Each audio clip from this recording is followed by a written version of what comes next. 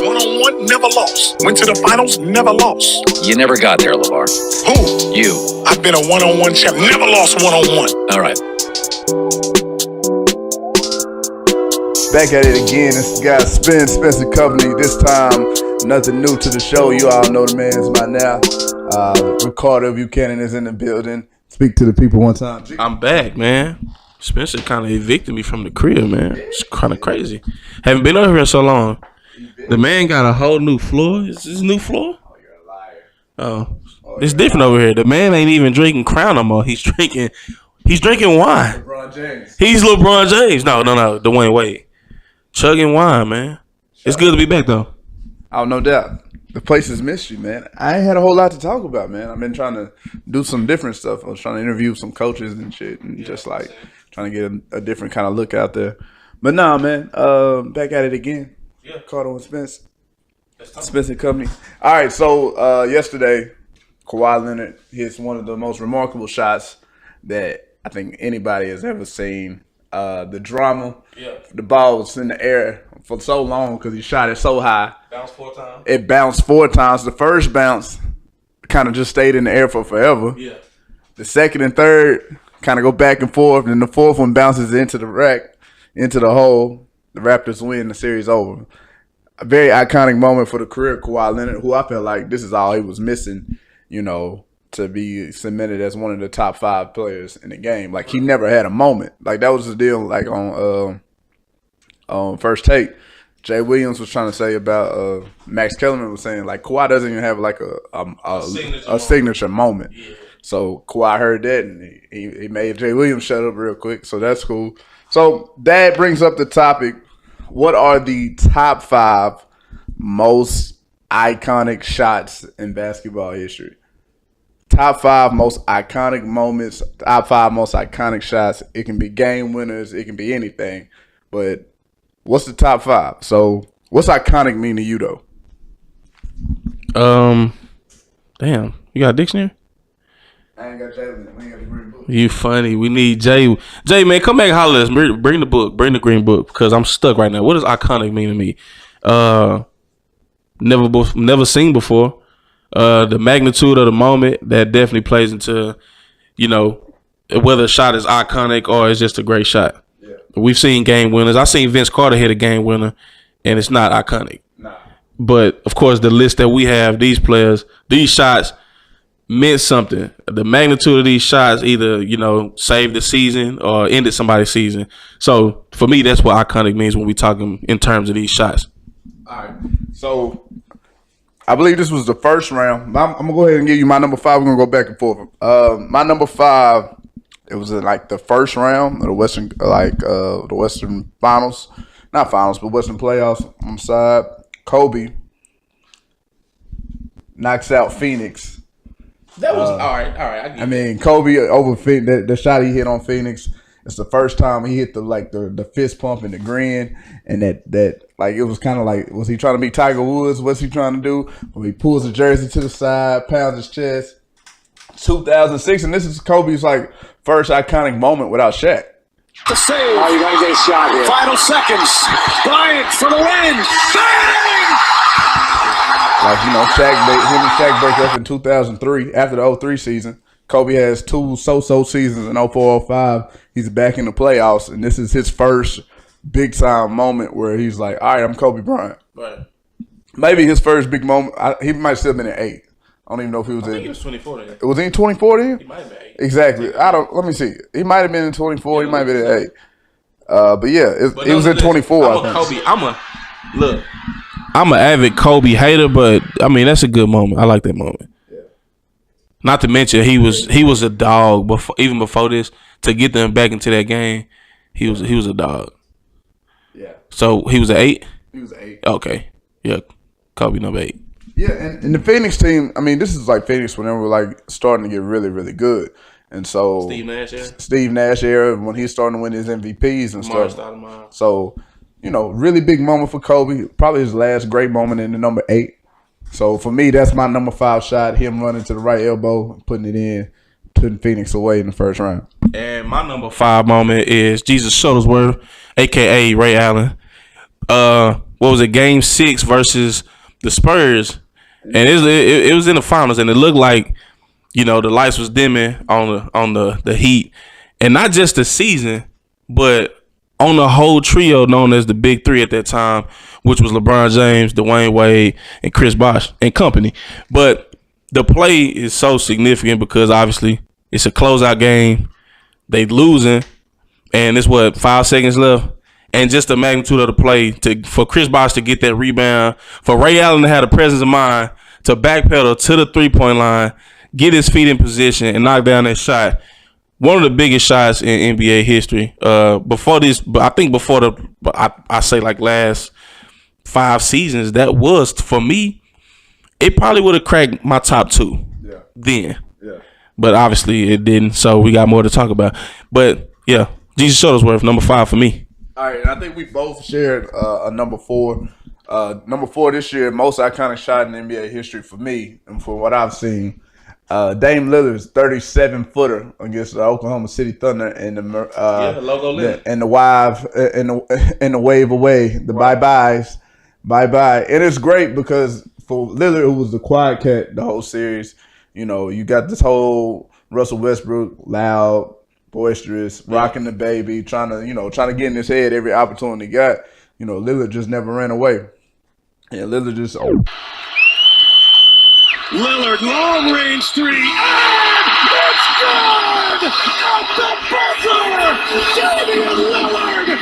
always just quietly did his thing, and then got to wave bye-bye and total vengeance at the end of the game, at the end of the day. And that was just like, for me, that was the lasting image. And plus all the memes that you got off the face when he got tackled, you know, the stone cold look he had at the camera. So that's always going to be something real cool for me. And that's going to be hard, you know, to take off, you know, out of my top 5 for sure. Right. So I think you had the same one. Same one. I like I told you, I was gonna do a 4A and a 4B. I don't know if we can do that, but like I said, the 2 shots that he hit, the 2 buzzer beaters he hit in the playoffs, I think they had the same significance.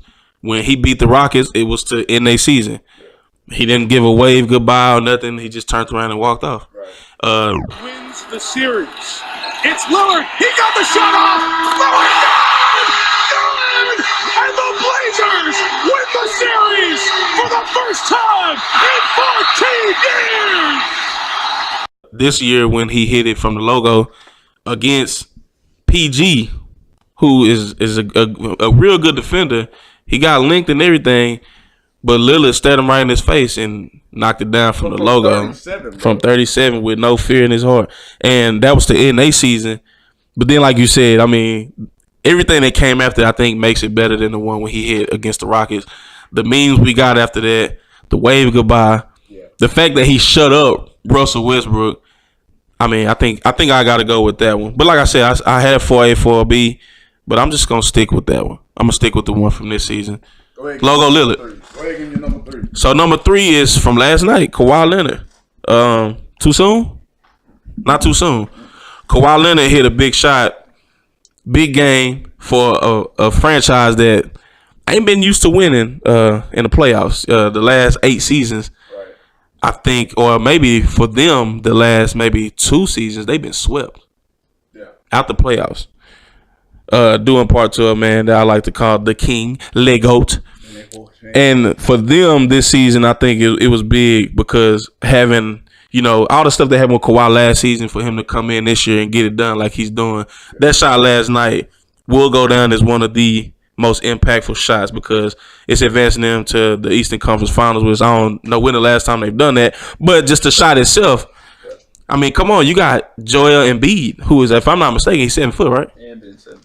And Ben Simmons.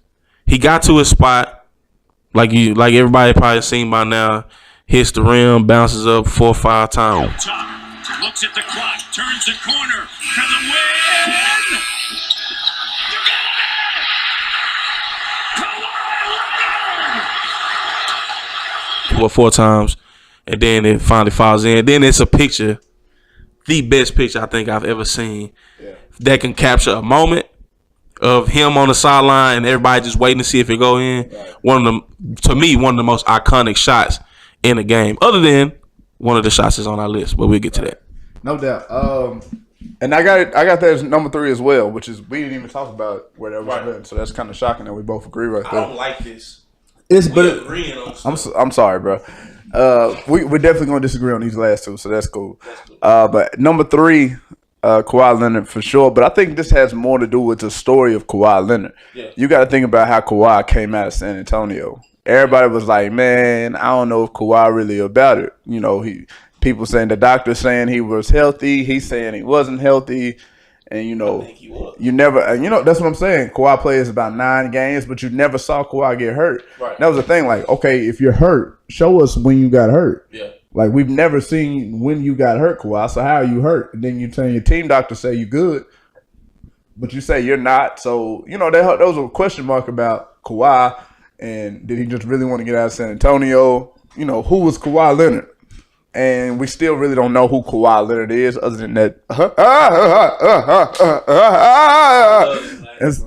laugh there. Other than that, you really don't know too much about Kawhi Leonard.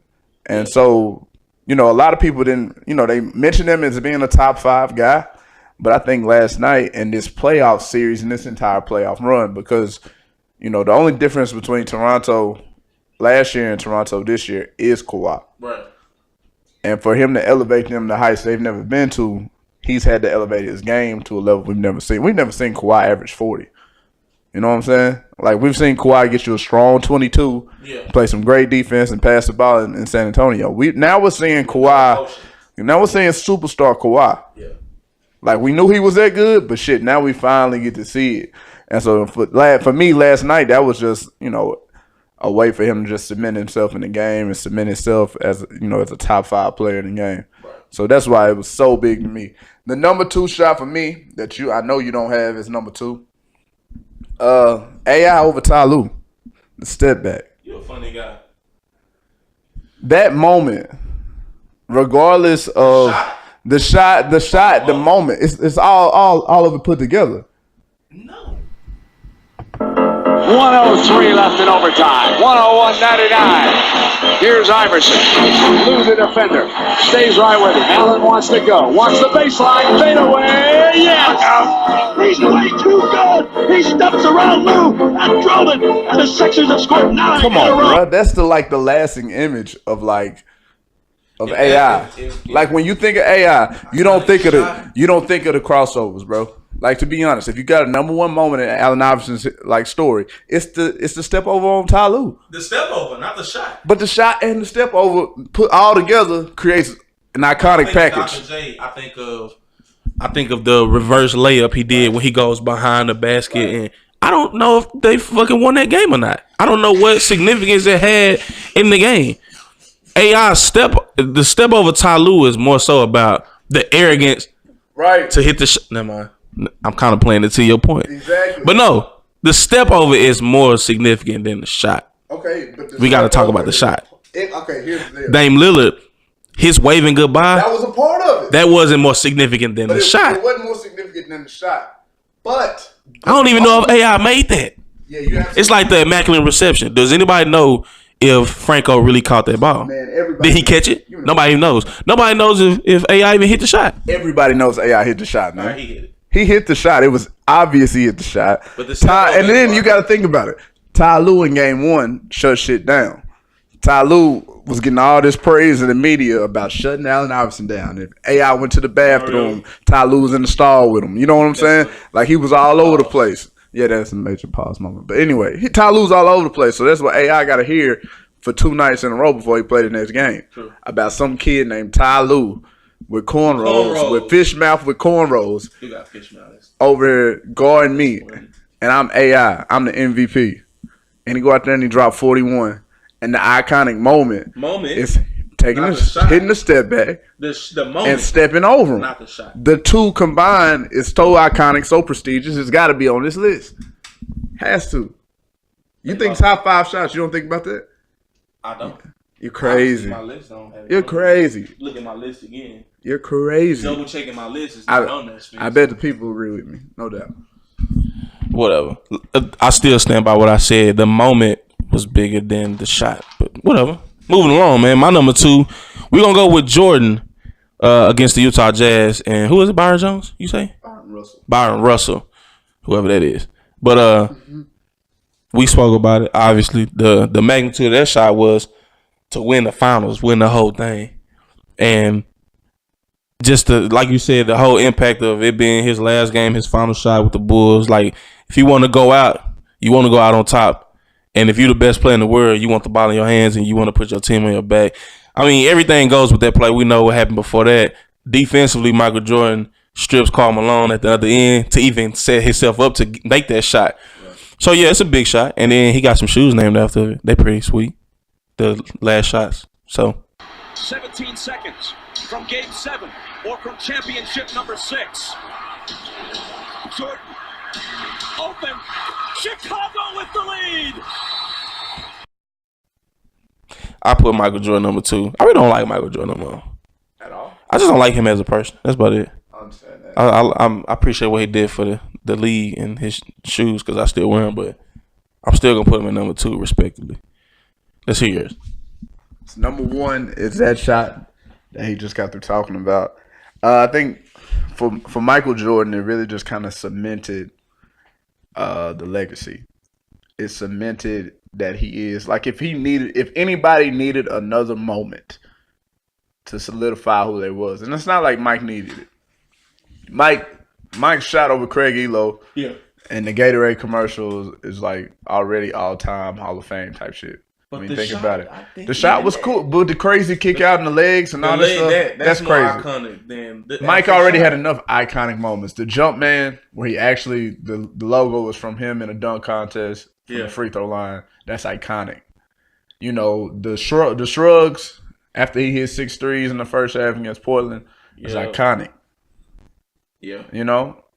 The 72-10, 1996, like that's iconic on its own. Mike has already got this huge legacy of things that he already accomplished before that finals and even that shot. Right. And so when you take into account that was his last Chicago Bulls shot, the last shot he shot in the 90s, the last time we saw Mike as number 1 undoubtedly best player in the world. Yeah. That was his last thing. So we basically just going to erase the fact that he played for the Wizards. Yeah, because think about it. If the next 2 years don't work out for LeBron, we've already and think about it in the media. Think about it in the media. You hear Nick Wright all the time. LeBron ain't got to do shit else. Yeah. His legacy is already cemented. Right. These are his Wizard years. True.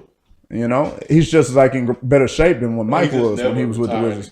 Right. He just continue to play, but he's just like years 16, 17, 18, and 19, bro. Yeah, he's still considered as the best. Right. These are his Wizard years. Nothing he can do can hurt his legacy. He can only grow his legacy from here on out. So, yeah, when you look at Mike, and this is the last time you saw Mike as Mike, be like Mike, and him hitting that shot and holding that pose for a half a count and dropping again after he hit that hole. The push off against Byron Russell to like if you see the headshot, like where you see his hand actually on his hip, like squeezing his hip and pushing him off, like that kind of lets you know, shit, I'm Michael Jordan, I run the game, I do what I want. It's a myth. Man, that's an iconic moment for, it's a myth. One of the guys that's considered one of the greatest players of all time. Who's your number 1? Uncle Drew. Kyrie Irving. Wow. 2016 NBA Finals, Game 7. This is after a span of, don't quote me on this, but I want to say it was 4 minutes or a little under 4 minutes where neither team scored a point. It was locked in at 92, I believe. And this is against Golden State, the best team in the NBA, who, let's not forget, please never forget this, people. They blew a 3-1 lead.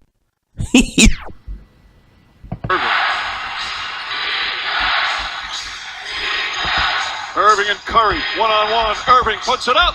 It's good. Kyrie Irving from downtown. And the Cavaliers by 3. I'm tagging all you fake Golden State Warrior fans too. Nuna Ross, Aubrey Wilkinson, whoever else fall under that category. But just never forget, y'all blew a 3-1 finals lead. Thanks to Kyrie Irving. This is one of, to me, the most iconic shot because of the magnitude. I mean, obviously, Jordan did it for the win too. But Kyrie's, I think, was more significant because they weren't supposed to be there. 3-1, you're supposed to be against Golden State. You're supposed to be done with. And for them to put on the performances they did in order to push it to a game 7, and then that shot. If you just look at that shot, Kyrie had no fear. He set Steph up and got to his spot and shot the shot he wanted, and he nailed it. And that solidified the win for them for a franchise that had never won. I mean, Jordan, you kind of expect him to be great, right? I mean, not saying you wouldn't with Kyrie, but Jordan had already done it. This was his 6th time. This is Kyrie's. He's on the biggest stage, and he was redeeming himself from the year prior to that when he was hurt. And for me, that shot meant a lot more than Jordan's because, nobody really expected them to come back after being down 3-1 to even get in that position and for him to knock that shot down. And I know LeBron got most of the praise, rightfully so. He the one that he started for that franchise. He started his career with that franchise. He left, came back. He got him there, so many times. And he got a lot of the praise, but it's not unknown that if Kyrie doesn't hit that shot, he might not have that 3rd ring. And for me, that's my number 1 shot. And I'm a LeBron, Team LeBron. So I was happy that Kyrie put that in for my mans to get him his 3rd ring. So yeah, number 1 for me, Uncle Drew, Kyrie. No doubt, and that's a great moment. And it's definitely an iconic shot, mainly just for the career of LeBron James and for the career of Kyrie. It's a great shot, but the drama behind it still had a minute left. Yeah, it was still more basketball to be played afterwards. That's why it wasn't just the number 1 lasting image for me. But it's definitely a great shot. I think it's probably what's got Kyrie a little spoiled right now. Yeah, I think so. That shot kind of ruined Kyrie a little bit. I think it ruined his relationship with LeBron because you think about this shot. Without that shot, they might not advance. Let's just keep it a book. And the only thing they talked about was LeBron. I think Kyrie had time to reflect, like, God damn, I'm the one that hit the 3. Right. And all y'all talk about is LeBron. I mean, I put in work too, which he did. And so I think after that, and then he probably was like, all right, I'm going to let this shit ride. We're going to see what happened next season. Right. And next season they get bounced. I think he had it. It was enough. And then even then, it was still all about LeBron. I think he had it. He was up to, his wits end with all that LeBron talk. And then, of course, now we see what's going on. Now he's calling LeBron, confessing his, remorse for the situation. Yeah. It's not as easy as it looks. On top of that, getting his ass knocked out of the playoffs like I predicted on my little playoff prediction, man. I actually had them going to the finals. There's no way. There's no way I had Boston going to the finals. They would just been shitty all year, man. You can't just play crappy all year and have storylines all year, and then all of a sudden it's supposed to work out at the end of the year. So yeah, definitely. We'll have to talk a little free agency basketball later on this summer.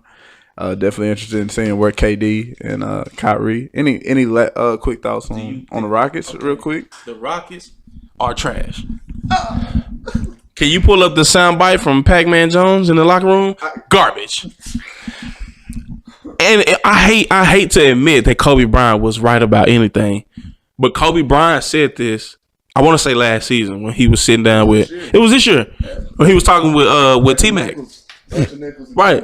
And he said he's not a fan of James Harden's playing style because it's not championship basketball. Right. I think he's proven that. I think James Harden has proven that to us. Yeah. And they have. I just don't like getting my hopes up. It's almost like being a Cowboys fan for a second. Yeah. We don't went through some heartbreaking, seasons.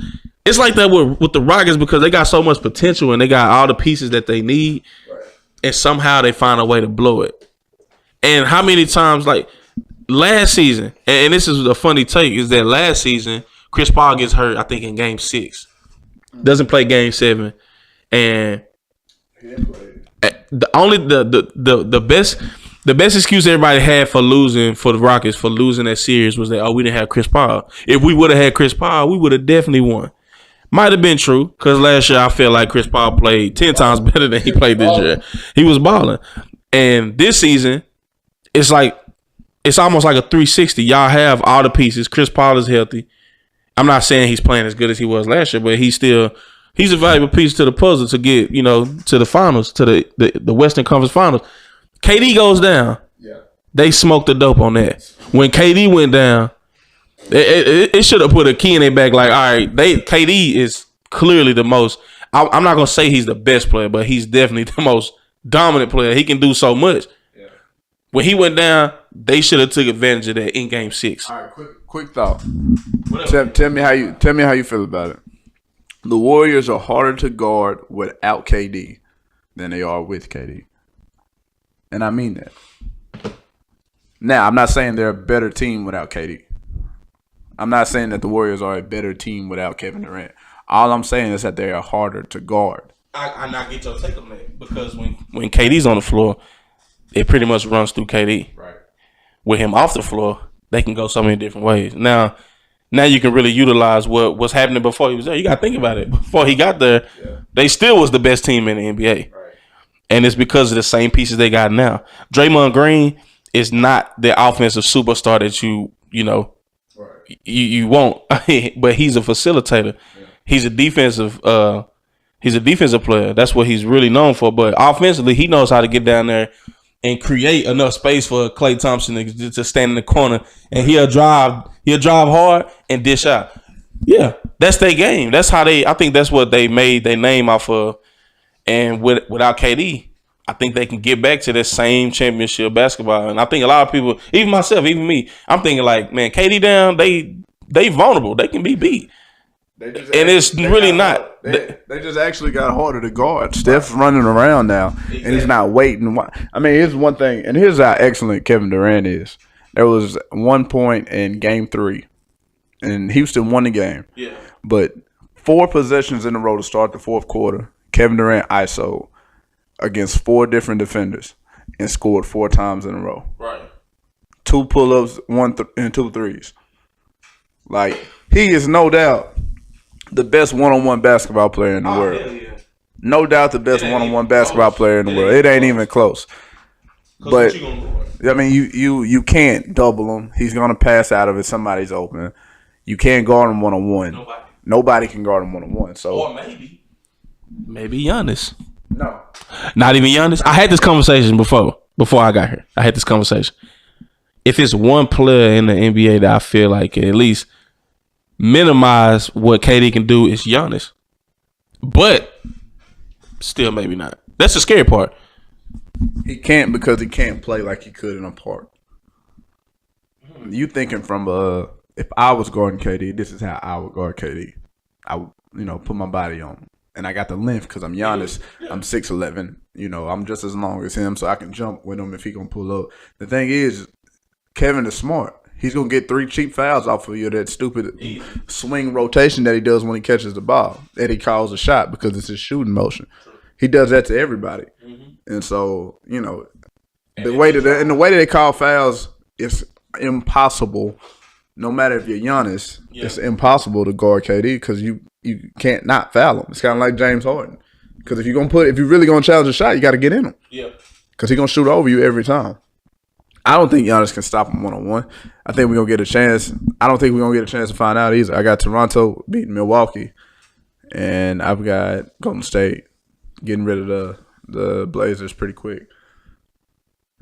The Blazers can win 2 games. It can definitely go 6. CJ McCollum. It can go 6. CJ McCollum is nice. It could definitely go 6. I could see it going 6. Depending on who's guarding CJ. I could see it going 6, but if Clay lock up with CJ, Clay can shut it down. Clay can't. Clay with the mix of Clay and Iggy. Clay and Iggy. Iggy can. And then if you put Dame, put Clay on Dame. Or, Draymond switching. I mean, whoever. You're going to wear them down. I can see the Blazers getting 2 games, but that's it. All the past experience shows they sweep. Like the last 2 times they've seen Golden State in the finals or in the playoffs, swept. Terrible. Like that's still lasting in the mind of Dame Lillard, and this is his, this is his venture tour. He's going out, going out and going at people, and he's been doing this successfully. I do feel like, but I don't see it happening. I see sweep, but they could go 6, but I see sweep without Dame being it's Dame time. Dame, they're not gonna do it. I don't think they can get away with the same shit that they was doing versus the Nuggets. No. And you got to think about it, the Nuggets ain't nowhere, to me, they ain't nowhere near as good as Golden State. No.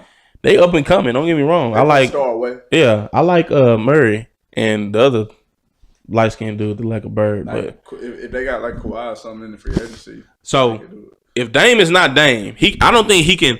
Dame really can't afford to go for 0 points in the first half and come out and then start trying to light it up. It's gonna be too late. Steph can do that. He got other pieces. And so if Dame is not Dame time, yeah, I might be pulling out brooms by a third game. Yeah. So yeah, let's wrap it up right there. We almost right there at 30-minute mark. Oh, man. Top 5 most iconic shots. Little playoff reactions right there. We'll be back. The guys can get out. I didn't know if the guy could get out. He had that baby. I didn't know you could get out like that no more. Yeah. I was trying to let you be a dad. That's what I'm saying. I thought I'm gonna let you be a dad. I was figuring if we gonna get a little squeal, we can put it in in a little something like that. Yeah, no doubt. But so she what? 2? What's that? She 4 months. 4 months now. Oh my God. Yeah. Oh my God. And sprouting. Holding her own bottle. 4 months and just sprouting. And everything. She about to be crawling, bro. It's a real deal. It don't even seem like it's been 4 months, but it's been 4 months. Going on 5. She gonna be crawling. Mark my words. She be crawling this summer. Dang. Watch. She be crawling next month. Probably by my birthday. That'll be my gift. And shooting hoops. And most definitely. Shooting hoops at 2. Hey man, we out here. Y'all be good.